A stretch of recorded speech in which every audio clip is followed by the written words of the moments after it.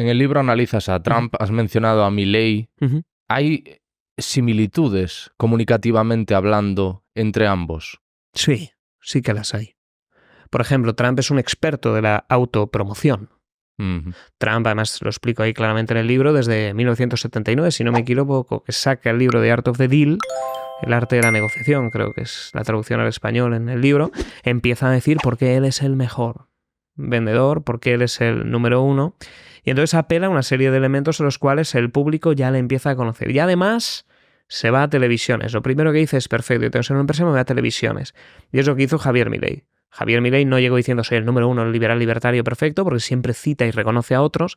Sin embargo, empezó toda la exposición mediática, entendió el juego antes de que llegaran las redes sociales y generó la polarización.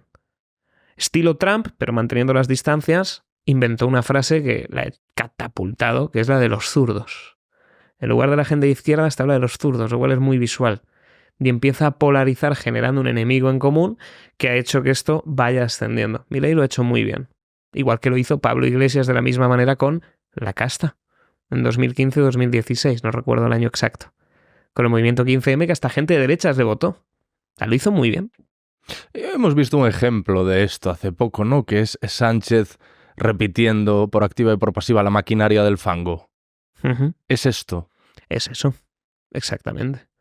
Cuando uno... Pero ahí entraríamos en otros detalles. La maquinaria del fango sería como el Drain the Swamp que tenía es un enemigo. Donald Trump. Sí, la maquinaria del fango es el enemigo, ¿no? Sin embargo, Milei lo hace más explícito.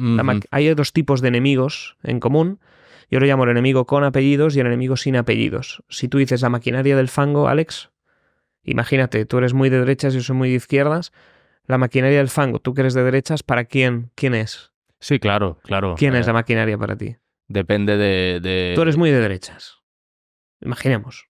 Sí, para mí son los medios de izquierda. Los medios de izquierda. Y si yo soy muy de izquierdas, los fascistas, la ultraderecha, llámalo como quieras. La maquinaria del fango, como no tiene apellidos, cada uno identifica al enemigo como quiera. Si yo te digo, es que no puede ser, porque la maquinaria del fango en educación, y cuando tú lo escuchas dices, coño, claro, sistema educativo, claro, mira, los burócratas, cada uno le pone el enemigo que quiera, por eso es tan poderoso.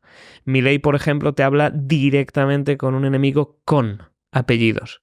Los zurdos, los Kirchner, y también lo combina con La Casta, que también, qué curioso, que Pablo Iglesias y Javier Milei, antagónicos, compartan enemigo.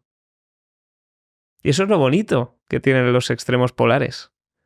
De hecho, está pasando ahora con Frente Obrero en Cataluña, de Roberto Vaquero, personaje comunista reconocido y de izquierdas, con Vox. Qué casualidad que los dos han utilizado el mismo enemigo en las elecciones. Y cuando esto sucede en la historia, vienen curvas. Cuando los dos polos tienen de enemigo a la misma persona o al mismo colectivo, y la gente de muy izquierdas se empieza a entender con la gente muy de derechas y los ves en programas de derechas a los de izquierdas y al revés, ¡wow! Históricamente siempre ha llevado a movimiento, digámoslo así. Algo que hizo Donald Trump prácticamente desde el principio y que uno pensaría en aquel momento que podría ser contraintuitivo para los intereses de un político es utilizar muchísimo Twitter y de forma muy, ¿cómo decirlo? Muy sin filtro. ¿Y a él le funcionó? Claro que sí. Porque la gente está muy cansada del político. Trump, al igual que Milei, son políticos, no políticos. ¿Por qué gusta Milei? A su sector. Sé que ahora en España hay una polémica enorme y radical. Eso daría para... En fin.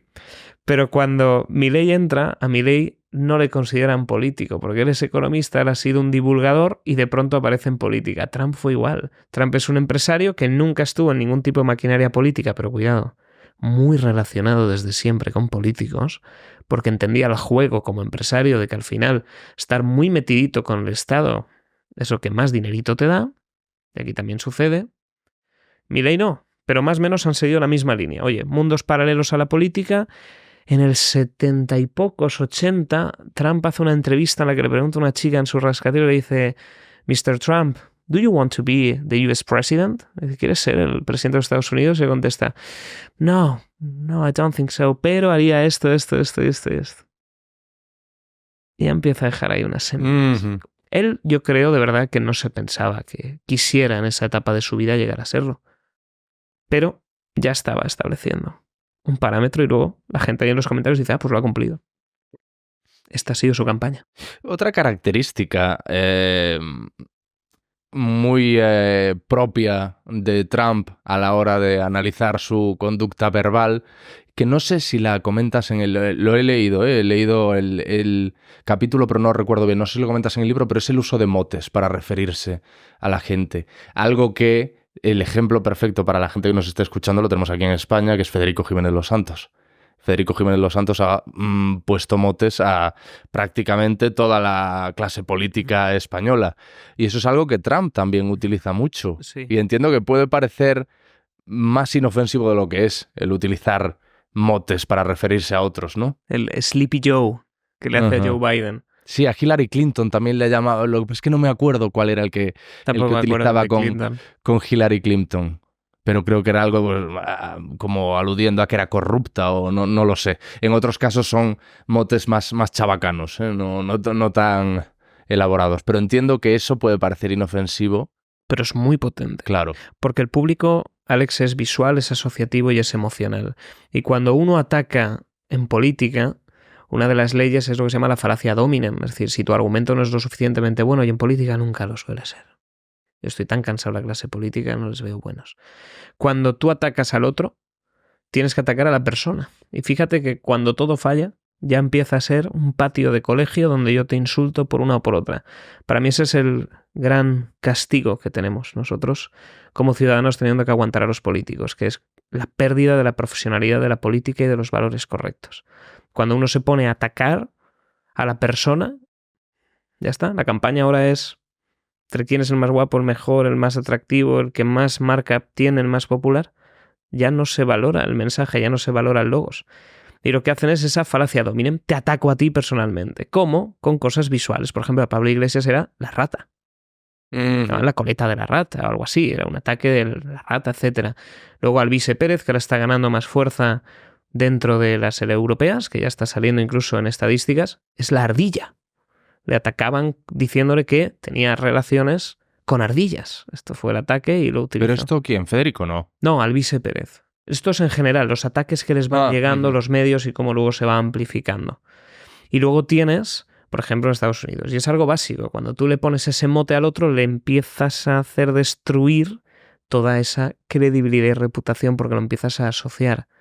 Esto, y el problema sobre todo es si cala y si el público empieza a referirse así. Ha pasado con Pablo Iglesias. A Pablo Iglesias le llama el coletas. El coletas y siempre estará ahí. Y se tuvo que cortar la coleta para desasociarse de ese mote.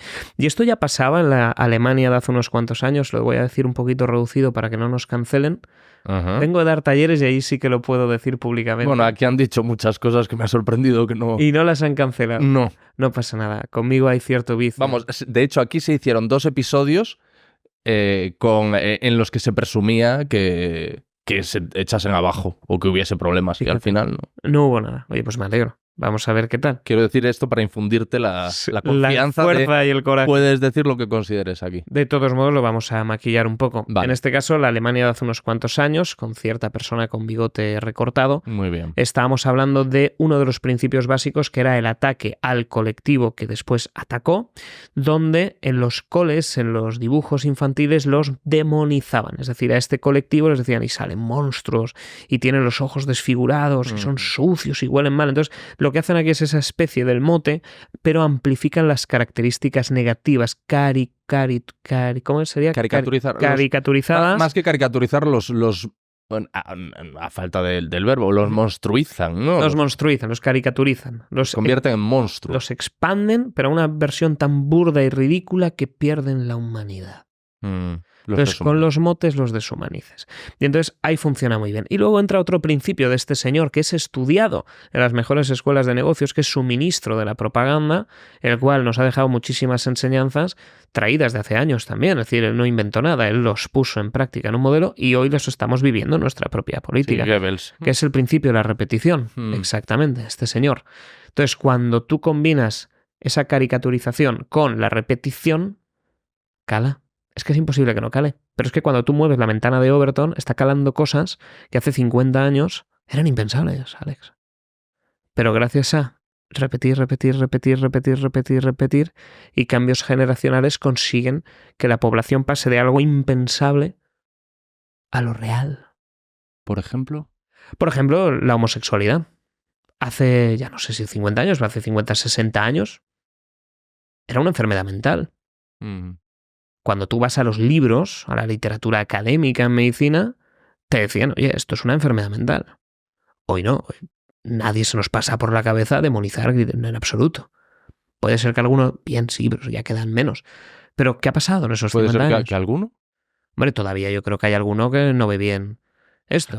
Gente sí, mayor, claro, gente que ha vivido otras generaciones. Sí, siempre hay molestia. Todavía quedan así homófobos y... Efectivamente, o incluso... trogloditas, sí. Sí, y gente a lo mejor, por ejemplo, las abuelas, las personas mayores, en su juventud no lo veían normal. Porque en su juventud, en ese contexto, no era lo normal. Y ahora cuando lo están viendo, se sorprenden. Ya ha cambiado, ya cambia la generación. Pero fíjate, trogloditas, lo has atacado. Si el Alex de hace 80 años no habrías dicho jamás que fueran trogloditas. Habrían dicho que los trogloditas son los otros. ¿Qué ha pasado en ese proceso? Una serie de cambios donde se desplaza esa ventana de Overton, que es una teoría política que cualquier persona en casa puede investigar y estudiar, de cómo lo improbable, es decir, esto considero enfermedad mental, no te estoy diciendo nada extraño, no son conjeturas, esto lo puede la gente encontrar, y cómo van pasando una serie de evoluciones hasta que finalmente se acepta. Por ejemplo, monedas digitales.